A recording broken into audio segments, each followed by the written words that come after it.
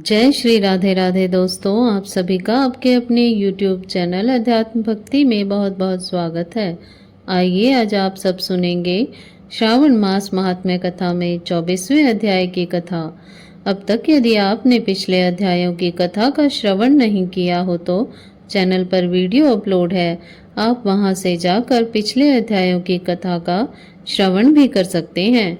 इस अध्याय में श्री कृष्ण जन्माष्टमी व्रत के महात्म्य में राजा मीतजीत का आख्यान का वर्णन किया गया है। तो आइए सुनते हैं श्रावण मास महात्म्य कथा में 24वें अध्याय की कथा। तो बोलिए प्रेम से भगवान भोलेनाथ की जय, माता पार्वती की जय, सर्व देवी देवताओं की जय। ईश्वर बोले, हे ब्रह्मपुत्र, पूर्व कल्प में दैत्यों के भार से अत्यंत पीड़ित हुई पृथ्वी बहुत व्याकुल तथा दीन होकर ब्रह्मा जी की शरण में गई। उसके मुख से वृतांत सुनकर ब्रह्मा जी ने देवताओं के साथ क्षीर सागर में विष्णु के पास जाकर स्तुतियों के द्वारा उनको प्रसन्न किया। तब नारायण श्री हरि सभी दिशाओं में प्रकट हुए और ब्रह्मा जी के मुख में संपूर्ण वृतांत सुनकर बोले, हे देवताओं, आप लोग डरे मत। मैं वसुदेव के द्वारा देवकी के गर्भ से अवतार लूंगा और पृथ्वी का संताप दूर करूंगा। सभी देवता लोग यादवों का रूप धारण करें, ऐसा कहकर भगवान अंतर्ध्यान हो गए। समय आने पर वह देवकी के गर्भ से उत्पन्न हुए। वासुदेव ने कंस के भय से उन्हें गोकुल पहुंचा दिया और कंस का विनाश करने वाले उन कृष्ण का वहीं पर पालन पोषण हुआ। बाद में मथुरा में आकर उन्होंने अनुचरों सहित कंस का वध किया। तब पुरवासियों ने आदर पूर्वक यह प्रार्थना की, हे कृष्ण, हे कृष्ण, हे महायोगिन, हे भक्तों के अभय देने वाले, हे देव, हे शरणागत वत्सल, हम शरणागतों की रक्षा कीजिए। हे देव, हम आपसे कुछ निवेदन करते हैं, इसे आप कृपा करके हम लोगों को बताएं।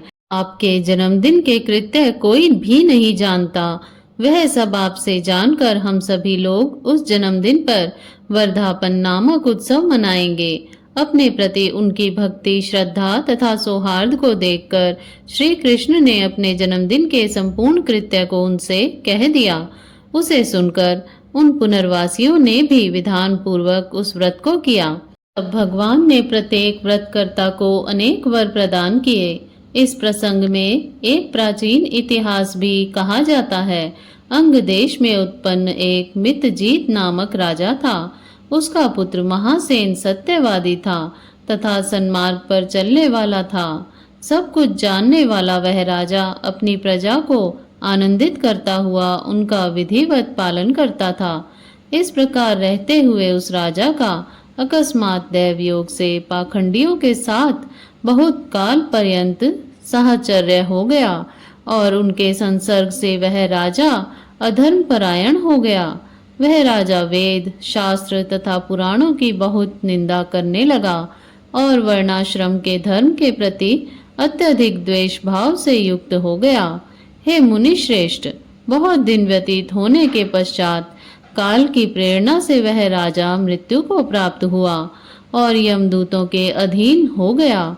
यमदूतों के द्वारा पाश में बांधकर पीटते हुए यमराज के पास ले जाते हुए वह बहुत पीड़ित हुआ। दुष्टों की संगति के कारण उसे नरक में गिरा दिया गया और बहुत समय तक उसने यातनाएं प्राप्त की।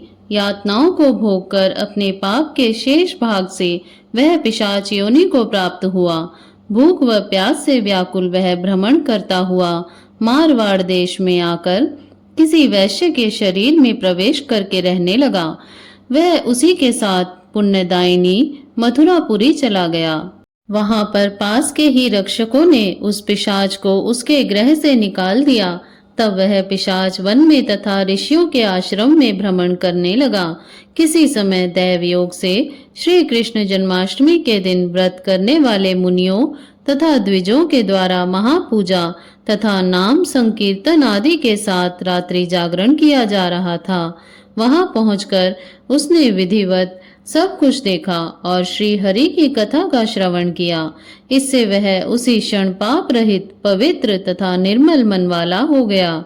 वह यमदूतों से मुक्त हो गया और प्रेत योनि छोड़कर विमान में बैठ दिव्य भोगों से युक्त हो विष्णु लोक पहुंच गया। इस प्रकार इस व्रत के प्रभाव से पिशाच योनि को प्राप्त उस राजा को विष्णु का सानिध्य प्राप्त हुआ। तत्वदर्शी मुनियों ने पुराणों में इस शाश्वत तथा सर्वलौकिक व्रत का पूर्ण रूप से वर्णन किया है। सभी कामनाओं को पूर्ण करने वाले इस व्रत को करके मनुष्य सभी वांछित फल प्राप्त करता है। इस प्रकार जो कृष्ण जन्माष्टमी के दिन इस शुभ व्रत को करता है, वह इस लोक में अनेक प्रकार के सुखों को भोग कर शुभ कामनाओं को प्राप्त करता है।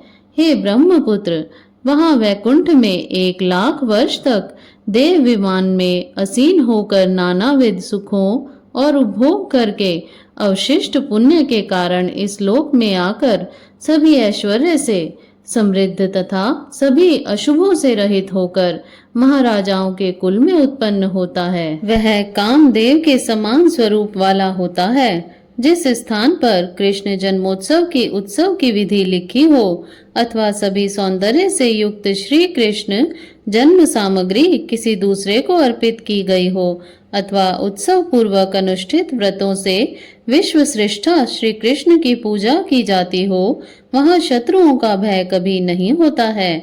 उस स्थान पर मेघ व्यक्ति की इच्छा करने से मात्र से ही वृष्टि करता है और प्राकृतिक आपदाओं से भी कोई भय नहीं होता। जिस घर में कोई देव की पुत्र श्री कृष्ण के चरित्र की पूजा करता है, वह घर सब प्रकार से समृद्ध रहता है और वहां भूत प्रेत आदि बाधाओं का भय नहीं होता है। जो मनुष्य किसी के साथ में भी शांत होकर इस व्रतोत्सव का दर्शन कर लेता है, वह भी पाप से मुक्त होकर श्री हरि के धाम को जाता है। इस प्रकार श्री स्कंद पुराण के अंतर्गत ईश्वर सनत कुमार संवाद में श्रावण मास महात्म्य में जन्माष्टमी व्रत कथन नामक 24वां अध्याय पूर्ण हुआ।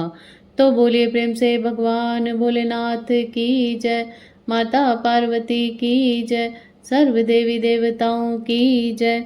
इसी प्रकार से ज्ञानवर्धक जानकारियां प्राप्त करते रहने के लिए, व्रत पूजा आदि के बारे में जानने के लिए तथा कथा को श्रवण करने के लिए यदि आप चैनल पर पहली बार आए हैं तो चैनल को सब्सक्राइब कर लें ताकि आने वाली वीडियो की नोटिफिकेशन आपको समय से मिलती रहे। वीडियो को लाइक करें, शेयर करें। सुखी रहें, स्वस्थ रहें। जय श्री राधे राधे। धन्यवाद।